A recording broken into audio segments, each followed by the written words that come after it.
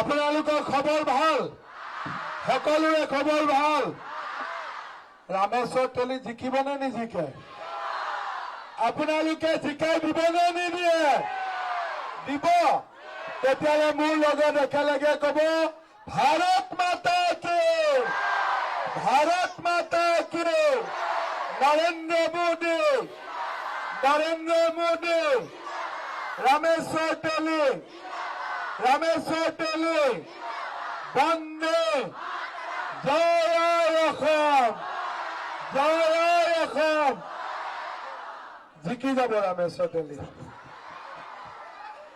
আজিৰ সভাত আমাৰ মাজত উপস্থিত দুলীয়াজানৰ ভাৰতীয় জনতা পাৰ্টীৰ প্ৰাৰ্থী আৰু প্ৰাক্তন কেন্দ্ৰীয় মন্ত্ৰী ৰামেশ্বৰ তেলী ডাঙৰীয়া, ৰাজ্যসভাৰ সাংসদ তেৰছ গোৱালা ডাঙৰীয়া, আমাৰ ইলেকশ্যন মেনেজমেণ্ট কমিটিৰ সভাপতি সুদৰ্শন বসুমতাৰী ডাঙৰীয়া, ইন্দ্ৰ গগৈ ডাঙৰীয়া, গৌৰী বৰা ডাঙৰীয়া, সীমা তীৰ্খা, মৃত্যুঞ্জয় জীনা, প্ৰাঞ্জল শৰ্মা, বংশীলাল চাহু ডাঙৰীয়া, ৰাজেন কুমাৰ, ডেইজী ৰাণী, শ্যাম ফুকন, দুলাল বৰা, আদিত্য গোস্বামী, বৈকুণ্ঠ গগৈ, ৰুবি বৰুৱা, শংকৰজ্যোতি বৰুৱা, নীলমণি দাস সন্দিকৈ, জ্যোতিৰূপা হাজৰিকা, মাধুৰ্য সোণোৱাল, প্ৰাঞ্জল ৰাজকোঁৱৰ, লক্ষ্য কোঁৱৰ, শান্তনু কলিতা, নৱ কুমাৰ গগৈকে আদি কৰি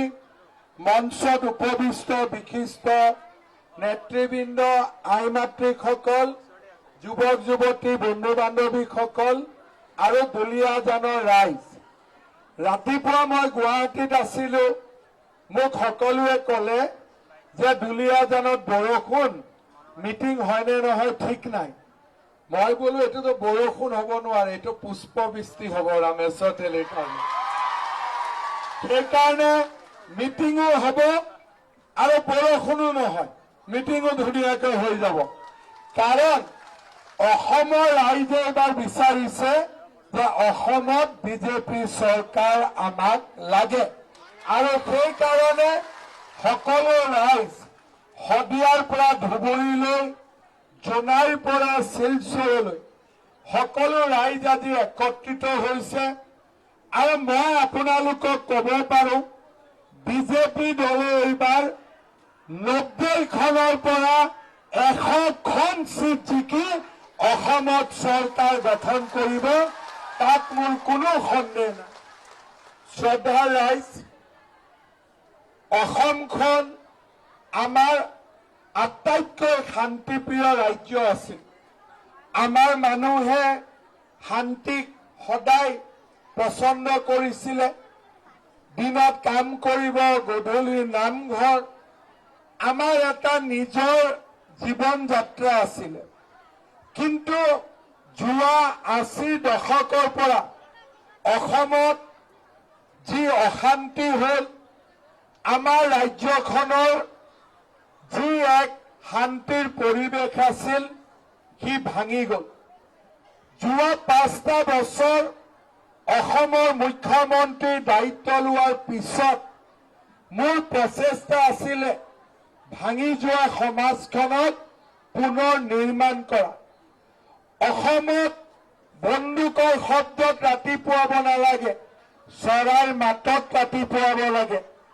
বহাগ মাহত কুলি চৰাইৰ মাতেৰে বহাগ আহিব লাগে, বন্দুক আৰু বোমাৰ শব্দৰে নহয়। 5টা বছৰত সেইখন অসমৰ কাৰণে আমি কাম কৰিছিলো। জনজাতীয় অজনজাতীয় লোকৰ মাজত আমি সমন্বয়ৰ সাঁকো নিৰ্মাণ কৰিছিলো। অসমৰ বিহুক যদি আমি ৰাষ্ট্ৰীয় মঞ্চলৈ লৈ গৈছিলো, বাগৰুম্বা আৰু ঝুমুৰকো আমি ৰাষ্ট্ৰীয় মঞ্চলৈ লৈ গৈছিলো।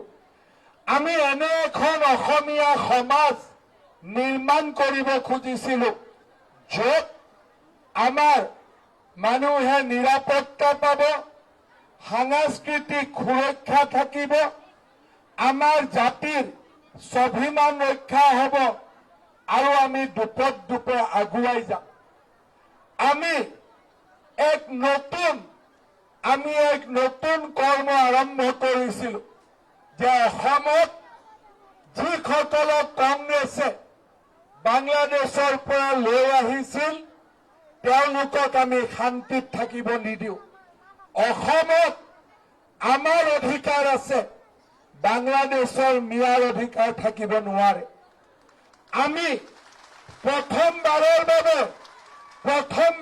বাবে আমি বাংলাদেশী মিয়াৰ হাতৰ পৰা ১.৫ লাখ বিঘা মাটি আমি উচ্ছেদ কৰিছিল। মহাপুৰুষ শংকৰদেৱৰ জন্মস্থলী বটদ্ৰৱাত উচ্ছেদ কৰি তাত আমি এক বৃহৎ বটদ্ৰৱা ক্ষেত্ৰ আবিৰ্ভাৱ ক্ষেত্ৰ নিৰ্মাণ কৰিছিল। জাতীয় শ্বহীদলৈ সন্মান জনাই শ্বহীদ বাকৰি নিৰ্মাণ হৈছিল। ৰংঘৰৰ সৌন্দৰ্য বৃদ্ধি, অসমীয়া ভাষাক ধ্ৰুপদী ভাষাৰ মৰ্যাদা, চৰাইদেউ মৈদামত বিশ্ব ঐতিহ্যৰ স্বীকৃতি, লাচিত বৰফুকনৰ বীৰত্ব আৰু শৌৰ্য জগতলৈ বিয়পি যোৱা 5টা বছৰত আমি আমাৰ জাতি, আমাৰ মাটি, আমাৰ ভেটিৰ বাবে আমি কাম কৰিছিলো। মই আজি কংগ্ৰেছক প্ৰশ্ন কৰিম, মই ধ্ৰুৱ গগৈ ডাঙৰীয়াক প্ৰশ্ন কৰিম, অসমীয়াক যদি আপোনালোকে ইমান ভাল পায়, বাংলাদেশে অসমত কিয় সোমাব দিছিল? আপোনালোকে ভোটৰ নামত অসমীয়া নহয়। যদি আপোনালোক অসমীয়া, কংগ্ৰেছৰ দিনত শংকৰদেৱৰ জন্মভূমিত বাংলাদেশীক আপোনালোকে কিয় উৎপাত কৰিবলৈ অধিকাৰ দিছিল? আজি আপোনালোকে কয় অসমীয়া, আপোনালোক শাসনলৈ আহিলে বাংলাদেশী মিয়াক খেদিব পাৰিব? আপোনালোক শাসনলৈ আহিলে বাংলাদেশী মিয়াক আপোনালোকে অকণমান কটু কথা কব পাৰিব? যাৰ ইতিহাস অসমীয়াৰ তেজেৰে ৰচনা হৈছিল, 800 শ্বহীদৰ তেজেৰে যি কংগ্ৰেছৰ ইতিহাস ৰচনা হৈছিল, সি আজি অসমীয়াৰ কথা কয়, সি আজি অসমৰ কথা কয়। আজি মই কংগ্ৰেছ দলক কব খোজো যে যিটো দলে অসমৰ বৰঘৰলৈ বাংলাদেশী মিয়াক মাতি আনিলে তেওঁলোকে অন্তত অসমীয়াৰ কথা নকব, আপোনালোকৰ মনত অসমীয়াৰ কথা শোভা নাপায়। শ্ৰদ্ধাৰ ৰাইজ, কংগ্ৰেছৰ চৰকাৰ আছিলে নিবনুৱা ল'ৰা ছোৱালীক চাকৰি দিব পাৰিলে, চাকৰি নিদিলে। যোৱা 60 বছৰ ধুতি, লুঙি, সূতা, আঁঠুৱা আৰু কম্বলৰ ৰাজনীতিৰ মাজত আমাক ৰাখি থৈ দিছিল। যোৱা নিৰ্বাচনৰ সময়ত মই দুলীয়াজানলৈ আহিছিলো আৰু ৰাইজক মই প্ৰতিশ্ৰুতি দিছিলো যে আমাৰ যদি চৰকাৰ আহে আমি 1 লাখ অসমীয়া যুৱক যুৱতীক আমি চাকৰি দিম।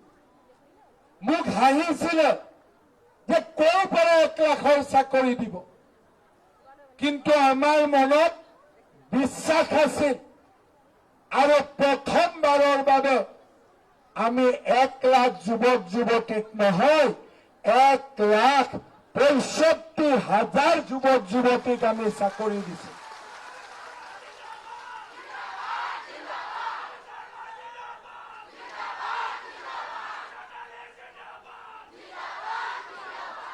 অসমীয়া ল'ৰা ছোৱালীয়ে 1,65,000 চাকৰি পালে। ই কি অসমীয়াগিৰি নহয়? ইয়াতকৈ আৰু কি ভাল অসমীয়াগিৰি আছে? আজি কংগ্ৰেছক মই প্ৰত্যাহ্বান জনাম জাতিটোক আৰু নাভাঙিব। বহুত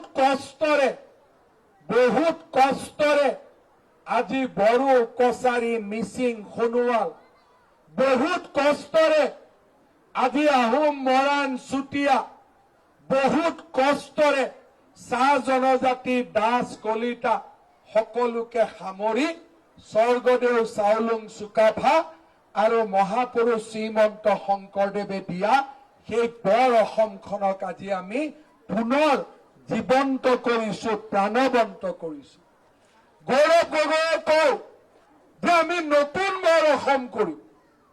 মই তেওঁক সুধিব খুজিছো, নতুন বৰ অসম মানে কি? চাওলুং চুকাফাই বৰ অসম নিৰ্মাণ কৰিছিল, শংকৰদেৱে বৰ অসম নিৰ্মাণ কৰিছিল। নতুন শব্দটো ক'ৰ পৰা আহিল? তেওঁ ক'ত ক'লে নতুন বৰ অসম কৰিম? বৰপেটা জিলাত গৈ ক'লে নতুন বৰ অসম কৰিম। তাৰ মানে কি?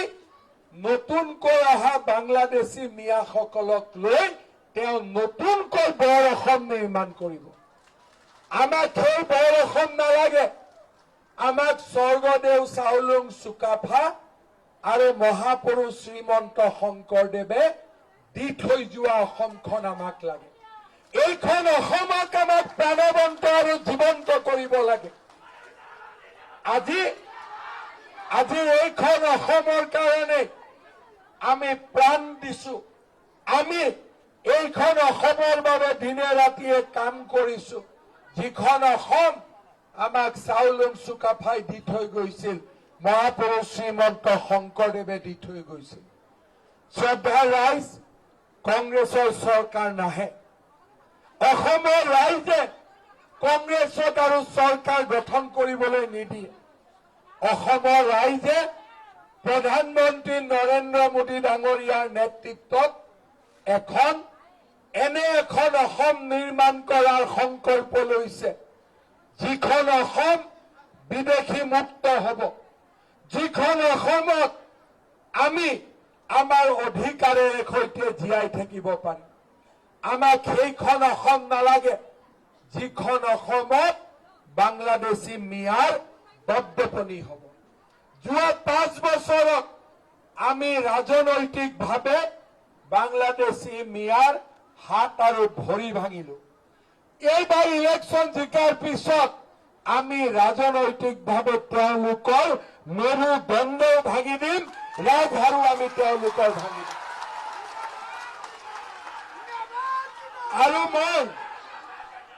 আৰু মই চেলেঞ্জ কৰিব খোজো গৌৰৱ গগৈ, ধ্ৰুৱ গগৈ সকলোকে, আপোনালোকে যিখন অসমৰ কল্পনা কৰিছে বাংলাদেশীক লৈ, আমি জীয়াই থকালৈকে সেইখন অসম আপোনালোকক নিৰ্মাণ কৰিব নিদিওঁ।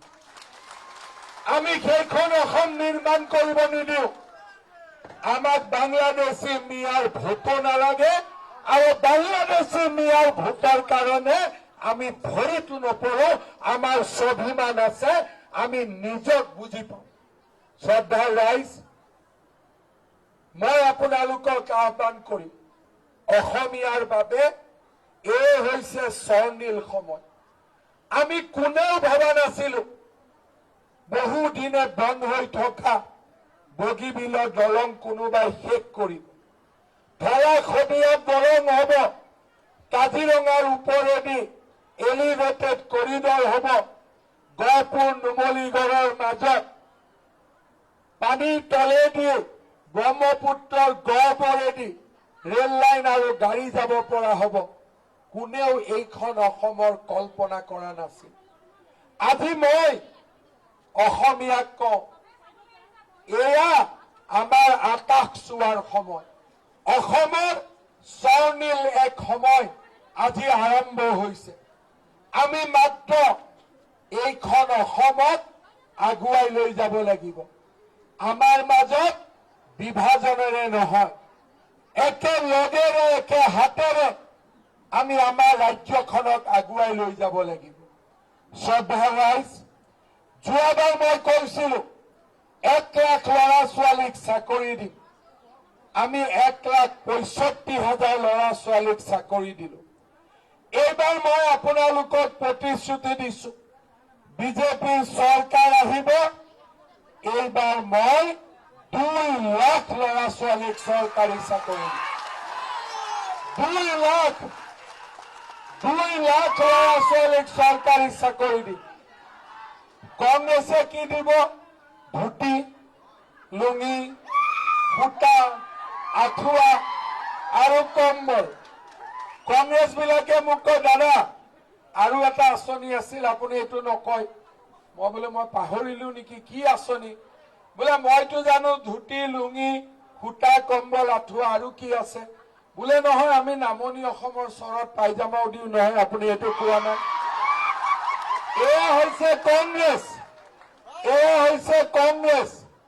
মই যেতিয়া মহিলাসকলক কৈছিলো যে আই মাতৃসকল, আপোনালোকে চেল্ফ হেল্প গ্ৰুপ কৰক, গ্ৰুপত টকা পাব, আৰু আমি মহিলাসকলকো 10,000কৈ টকা আমি আগবঢ়াম।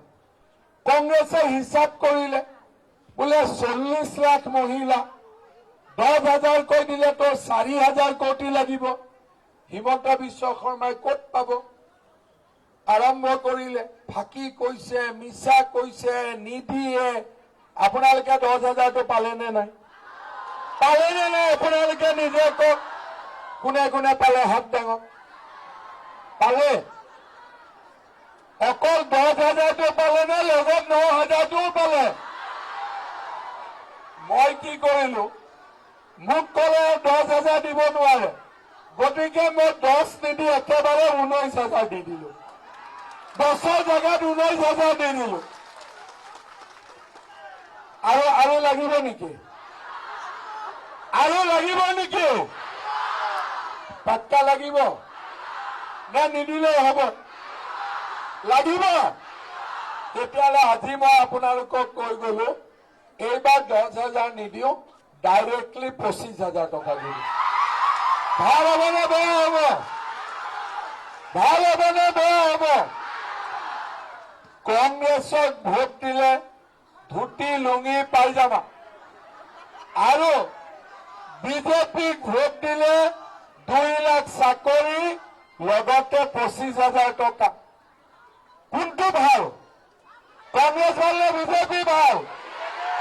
কংগ্ৰেছ ভাল নে বিজেপি ভাল? অৰুণোদয় নোপোৱা কোনোবা আছে নেকি? যা হাত ডাঙৰ। ঠিক আছে, যিসকলে অৰুণোদয় পোৱা নাই, এইবাৰ দুলীয়াজান সমষ্টিৰ কাৰণে মই নতুনকৈ 10,000 মহিলাক অৰুণোদয় দিম। 10,000।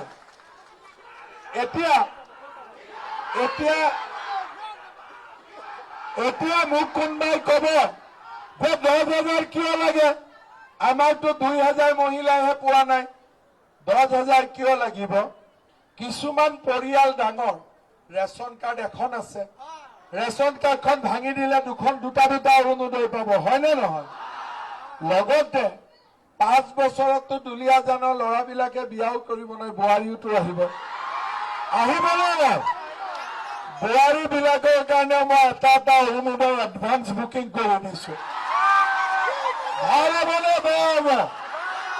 ভাল হ'বনে বেয়া হ'ব? ভাল হ'ব। ৰেচন কাৰ্ড কাৰ কাৰ আছে?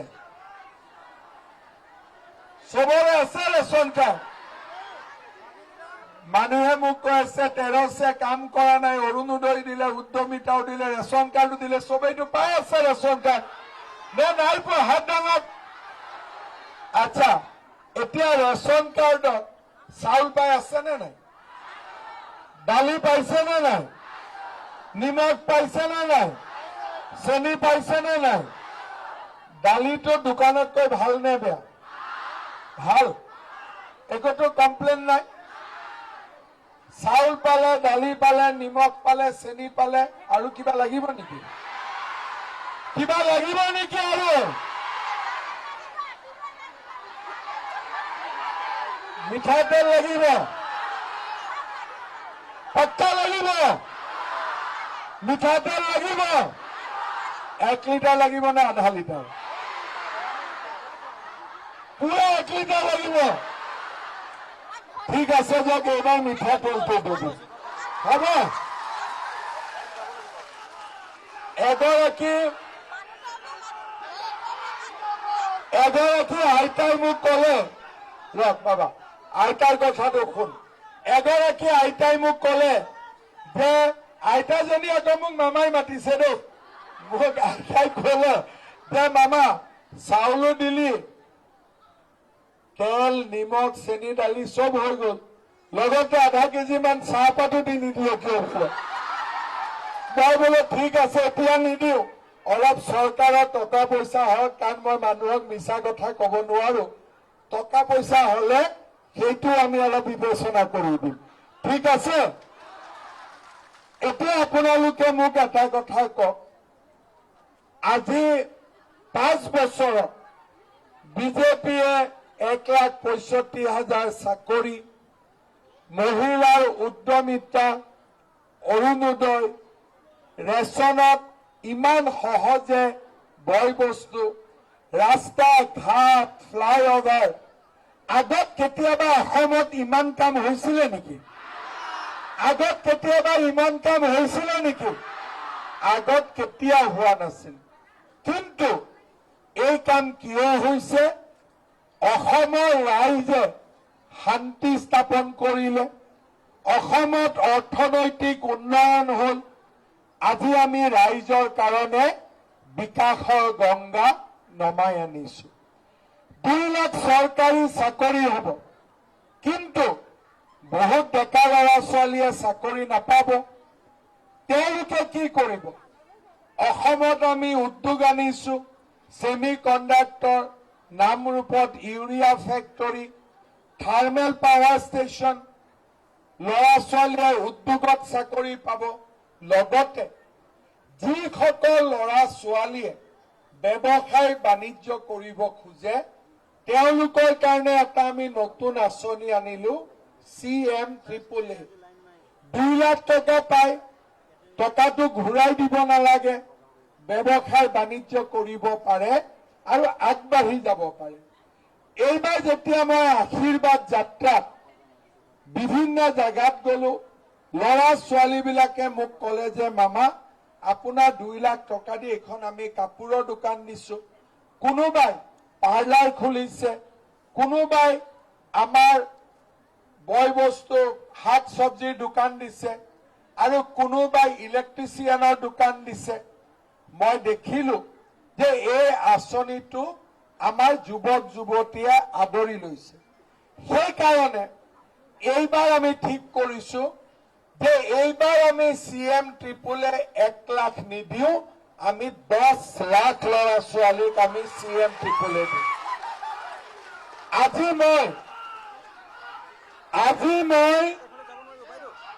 আজি মই দুলীয়াজানত প্ৰতিশ্ৰুতি দি থৈ গলো দুলীয়াজানৰ 10,000 ল'ৰা ছোৱালীক মই CM-AAA দিম 10,000 ল'ৰা ছোৱালীক মই CM-AAA দিম 10,000 অৰুণোদয় আৰু 10,000 CM-AAA যাতে আমাৰ দুলীয়াজানৰ ৰাইজে চৰকাৰী সুবিধাবিলাক ল'ব পাৰে শ্ৰদ্ধাৰ ৰাইজ আপোনালোকে জানে আমাৰ চৰকাৰৰ দিনতে আমি নিযুত মইনা আৰম্ভ কৰিলো আমি নিযুত বাবু আঁচনি আৰম্ভ কৰিলো আজি ইউনিভাৰ্চিটিত যদি ছোৱালী এটা ল'ৰা এগৰাকী পঢ়ে মাহত চৰকাৰৰ পৰা 2,500 টকা পায় 2 লাখ চাকৰি ওলাব 25,000 পুলিচ আৰু 75,000 শিক্ষক শিক্ষয়িত্ৰী বাকী nurse 3rd grade 4th grade ACS APS কিন্তু ল'ৰা ছোৱালীক যদি আমি পঢ়াব নোৱাৰো কেনেকে চাকৰিবোৰ পাব নাৰ্ছ পঢ়াবৰ কাৰণে টকা লাগে আজি ইউনিভাৰ্চিটিত গলে মাহত 5,000 টকা খৰচ হয় সব মানুহেতো দিব নোৱাৰে সেইকাৰণে এইবাৰ আমি সিদ্ধান্ত লৈছো যে ল'ৰা ছোৱালীক কলেজ আৰু স্কুলত পঢ়ুৱাৰ সম্পূৰ্ণ দায়িত্ব মামাই ল'ব, বাপেক মাকে টকা পইচা খৰচ কৰিব নালাগে। বাপেক মাকে টকা পইচা খৰচ কৰিব নালাগে। আজি আপোনালোকে চাওক আমাৰ চৰকাৰখনে কেনেকে কাম কৰিছে। যোৱাকালি প্ৰধানমন্ত্ৰী নৰেন্দ্ৰ মোদী ডাঙৰীয়া আহিছিলে, তেওঁ আমাক কি ক'লে যে চাহ অসমৰ আত্মা। আজি যদি আমি ইংলেণ্ডত যাওঁ, জাপানত যাওঁ, ক'ৰ পৰা আহিছা? অসম। লগে লগে কি কয়? আচ্ছা চাহ হয় যে, লগত কি কয় যে গড় আছে যে। আমাৰ অসমৰ বাহিৰত পৰিচয় কি? চাহ আৰু গড়। কংগ্ৰেছৰ দিনত চাহ মজদুৰৰ দৰমহা আছিলে 136 টকা। কাজিৰঙাত গড়বোৰ মৰিব আৰম্ভ কৰিছিলে চোৰাং চিকাৰী। তাৰমানে অসমৰ দুটা সম্পদ, চাহ আৰু গড়, দুয়োটাকে কংগ্ৰেছে শেষ কৰিছিল।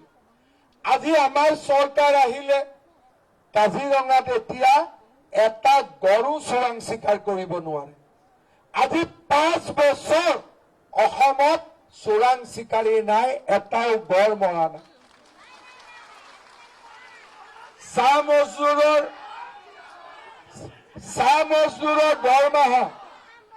মজদুৰৰ দৰমহা 136 টকাৰ পৰা 280 টকা হ'ল। 200 বছৰ পিছত চাহ বাগিচাৰ শ্ৰমিকে মাটিৰ অধিকাৰ পালে। এইবাৰ আমি চাহ বাগিচাৰ শ্ৰমিকসকলক কৈছো, আপোনালোকে মাটি পালে আপোনালোকক আমি এটা ঘৰ দিম। গাঁৱৰ ৰাইজক কৈছো, যিসকলে যোৱাবাৰ ঘৰ নাপালে এইবাৰ আমি আপোনালোকক ঘৰ দিম। 15 লাখ ঘৰ আমি নতুনকৈ নিৰ্মাণ কৰিম। চাহ বাগিচাৰ শ্ৰমিকৰ মজদুৰি আমি 280 টকাৰ পৰা 500 টকালৈকে আমি লৈ যাম 5 বছৰত পৰ্যায়ক্ৰমে। আজি যদি আপোনালোকে চাই, অসমত প্ৰথমবাৰৰ বাবে এইখন চৰকাৰত সকলো শ্ৰেণীৰ মানুহে কিবা নহয় কিবা এটা বিচাৰি পাইছে। কৰবাত ল'ৰাই চাকৰি পাইছে, কাৰোবাৰ গাঁৱত ৰাস্তা পকী হৈছে, কাৰোবাৰ মথাউৰি বনিছে, মথাউৰিৰ ওপৰত ৰাস্তা হৈছে। অসম দৰ্শন আঁচনিৰ জৰিয়তে নামঘৰ মন্দিৰত আজি পুঁজি পাইছে। আজি ল'ৰা ছোৱালীয়ে পঢ়িবৰ কাৰণে নিযুত মইনা, নিযুত বাবু পাইছে, চাইকেল পাইছে, স্কুটি পাইছে। BA পাছ কৰা ল'ৰা ছোৱালীয়ে জীৱন প্ৰেৰণা পাইছে। আগতে আমাৰ অসমত মানুহৰ মনত ইমান আনন্দ আমি কেতিয়াও দেখা নাছিলো। মোক জাৰ্নেলিষ্ট বিলাকে সোধে যে আপুনি 25 বছৰ ৰাজনীতি কৰিলে, এইবাৰ আপুনি কি পাৰ্থক্য দেখা পাইছে? মই কৈছো মানুহে ভোট দিয়ে, কিন্তু এনেকে ওলাই আহি মোৰ আশীৰ্বাদ যাত্ৰাৰ সময়ত লাখ লাখ মানুহ যি ধৰণে ওলাই আহিলে, এই দৃশ্য মই জীৱনত কেতিয়াও দেখা নাছিলো। শ্ৰদ্ধা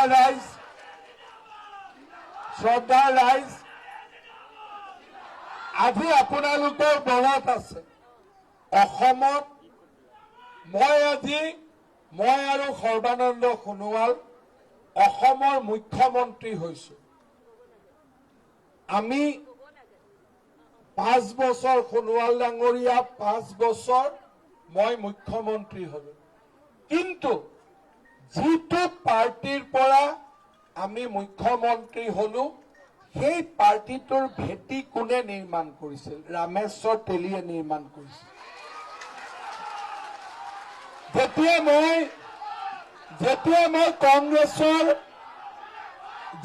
মই কংগ্ৰেছত MLA আছিলো, আমি 80 জন আছিলো।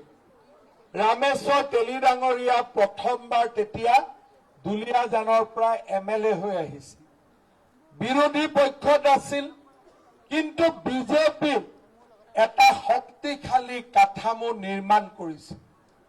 ৰামেশ্বৰ তেলী অকল দুলীয়াজানতে নহয়, সমগ্ৰ অসমতে বিজেপিৰ আৰম্ভণিৰ তেওঁ এজন যোদ্ধা আছিল। আজি দুলীয়াজানৰ ৰাইজে যেতিয়া ৰামেশ্বৰ তেলীক বিজয়ী কৰি পঠাব, যেতিয়া দুলীয়াজানৰ ৰাইজে ৰামেশ্বৰ তেলীক বিজয়ী কৰি পঠাব, ৰামেশ্বৰ তেলীয়ে এখন সন্মানজনক আসনো চৰকাৰত পাব।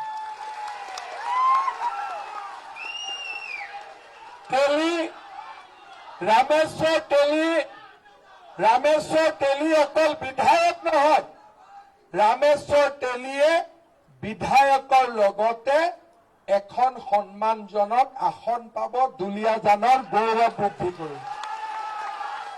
কিন্তু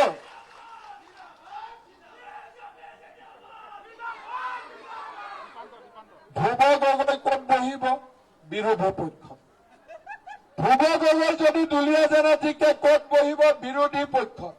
আৰু বিৰোধী পক্ষৰ MLA মানে সমষ্টিটো ভেঞ্চাৰ সমষ্টি হৈ গ'ল। কাৰণ আমি 90 জন চৰকাৰী পক্ষত জিকিম আৰু এজন বিৰোধী পক্ষত থাকিব, দুলীয়াজানত ভেঞ্চাৰ বনাই দিব। আজি ৰামেশ্বৰ তেলীক মুখ্যমন্ত্ৰীয়ে সন্মান কৰিব লাগিব, কাৰণ তেওঁ হৈছে আমাৰ গুৰি বঠা ধৰা মানুহজন। মই যদি ধৰি লওঁ, কি আছে ভাগ্যত মই নাজানো, মই যদি ধৰিও লওঁ, অসমৰ যদি মই মুখ্যমন্ত্ৰীও হওঁ, বেলেগক মই না ক'ব পাৰিম, ৰামেশ্বৰ তেলীক মই না ক'ব নোৱাৰো। কাৰণ ৰামেশ্বৰ তেলীয়ে শক্তি প্ৰাণ জীৱন দি থৈ যোৱা পাৰ্টিটোৰ পৰাই আমি আজি মুখ্যমন্ত্ৰী হৈছো। দুলীয়াজানৰ বহুত সমস্যা সমাধান হ'ব। দুলীয়াজান আমাৰ চহৰখনত মিউনিচিপালিটি কৰিব লাগে, দুলীয়াজানৰ মথাউৰিৰ সমস্যা সমাধান কৰিব লাগে, ৰাস্তা ঘাট বনাব লাগে। আপোনালোকে এখন লম্বা লিষ্ট বনাওক, গোটেই লিষ্টখন আমি পুৰা কৰি দিম 5 বছৰৰ ভিতৰত।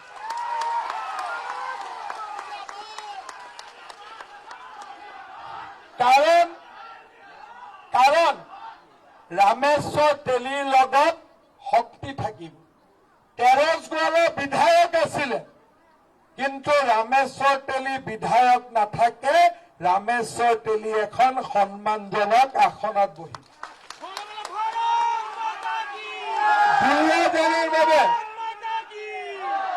দুলীয়াজানৰ বাবে এটা সুযোগ আহিছে। মই দেখি আছিলো, অমিয়া গগৈ দিনৰ পৰাই দুলীয়াজানৰ বিধায়কে চৰকাৰৰ সন্মানজনক আসনত আজিলৈকে বহা নাই। যিকোনো কাৰণতে নহওক কিয়, এইবাৰ প্ৰথমবাৰ আমি দুলীয়াজানে বিধায়কজনক এখন সন্মানজনক আসনত আমি দেখা পাম, যিটো আমাৰ কাৰণে গৌৰৱৰ কথা। মই আপোনালোকক প্ৰতিশ্ৰুতি দিছো, ৰামেশ্বৰ তেলীক আমি যিমান পাৰো সহায় কৰিম, যাতে দুলীয়াজানৰ যিমান সমস্যা আছে, আমাক মিউনিচিপালিটি বনাব লাগে, মথাউৰি কৰিব লাগে, 200, 300, 400 কোটি টকা ৰাস্তাৰ কাৰণে দিব লাগে। আমাৰ চৰকাৰৰ যিটো পুঁজি, তাৰ টেপটো আমি দুলীয়াজানৰ কাৰণে খুলি দিম, যাতে কোনো চিন্তা কৰিব নালাগে। দুলীয়াজান আগবাঢ়ি যাব আৰু নিশ্চিতভাৱে দুলীয়াজানলৈ বিকাশৰ এক নতুন গংগা আহিব, তাত মোৰ কোনো সন্দেহ নাই।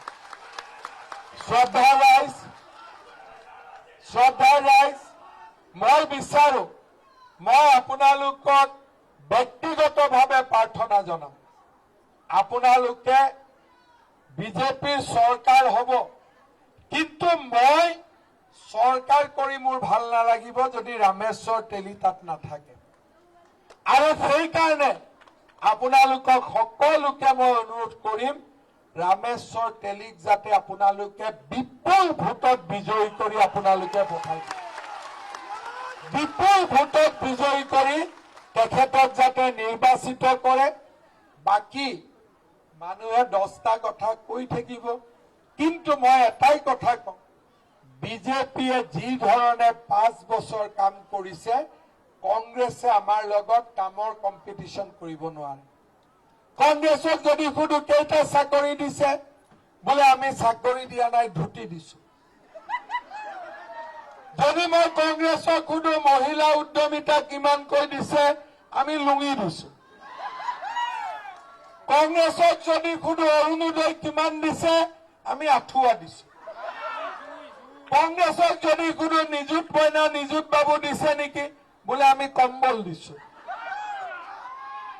এয়া হৈছে কংগ্ৰেছৰ ইতিহাস। সেইকাৰণে মাজে মাজে মই কংগ্ৰেছক কওঁ যে হাতৰ ছবিটো বাদ দিয়ক, লুঙি নহলে পাইজামাৰ ছবিত ইলেকশ্যন উঠে। কাৰণ তেওঁলোকৰ ভিছন তাতকৈ আগত নাযায়। ছেমি কণ্ডাক্টৰ তেওঁলোকে ঢুকি নাপায়। নামৰূপৰ সাৰ কাৰখানা তেওঁলোকে মৰি যাব দিলে, আমি পুনৰ নিৰ্মাণ কৰিম। তেওঁলোকৰ দৃষ্টি আগলৈকে নাযায়, তেওঁলোকৰ দৃষ্টি যায় পিছলৈকে।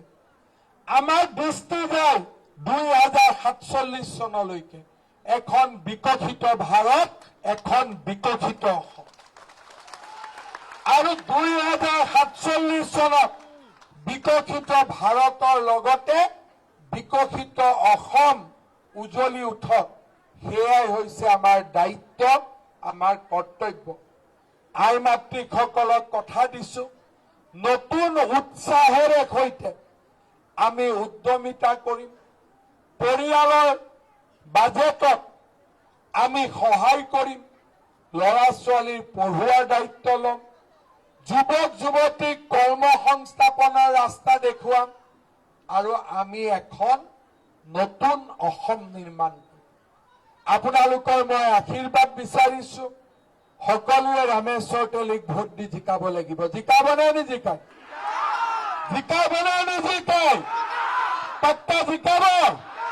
মোৰ লগত কব, ভাৰত মাতা কি, ভাৰত মাতা কি, নৰেন্দ্ৰ মোদী, ৰামেশ্বৰ তেলী, বিজেপি, এজিপি, বন্দে বন্দে, জয় আই অসম, জয় আই অসম, জয় আই অসম। বহুত বহুত ধন্যবাদ। ইলেকশ্যনৰ পিছত আকৌ লগ পাম। আকৌ এবাৰ মোদী চৰকাৰ গানটো কোনোবা লগাই দিব নেকি? আকৌ এবাৰ মোদী চৰকাৰ লগাই দিব লাগে।